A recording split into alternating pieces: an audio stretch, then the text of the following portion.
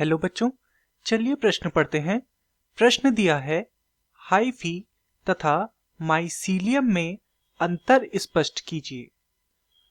तो इस प्रश्न में हमसे हाइफी तथा माइसीलियम में अंतर पूछा गया है, अर्थात इस प्रश्न की जो मुख्य अवधारणा है वह हाइफी तथा माइसीलियम की संरचनाओं के विषय में है। क्योंकि यह दोनों ही संरचनाएं कवकों से संबंधित है, अतः इस प्रश्न की मुख्य अवधारणा कवक की संरचना पर आधारित है। तो चलिए देखते हैं कवक की संरचना किस प्रकार की होती है। तो कवक ऐसे जीव हैं जिनकी कोशिका भित्ति सेल्यूलोज व काइटिन की बनी होती है।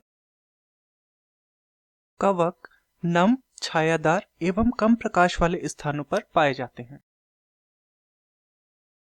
पोषण के आधार पर कवक परजीवी अथवा मृतोपजीवी होते हैं। कवक के शरीर का जो निर्माण होता है वह धागे समान संरचनाओं से हुआ होता है। इन धागे समान संरचनाओं को कवक तंतु कहा जाता है। कवक तंतु का ही दूसरा नाम हाइफी है। जब ये धागे समान संरचनाएं अर्थात कवक तंतु एक साथ मिलते हैं तो ये कवक जाल का निर्माण करते हैं।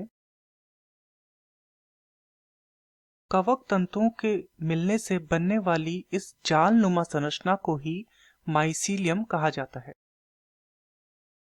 चलिए अपने प्रश्न की ओर चलते हैं। प्रश्न में हमसे पूछा गया था, हाइफी तथा माइसीलियम में अंतर स्पष्ट कीजिए। तो हाइफी धागे समान संरचनाएं हैं जिन्हें कवक तंतु भी कहा जाता है। वहीं माइसीलियम इन्हीं कवक तंतुओं अर्थात हाइफी से मिलकर बनने वाली जाल नुमा संरचना है। मैं आशा करता हूं आपकी यह समझ में आया होगा। धन्यवाद।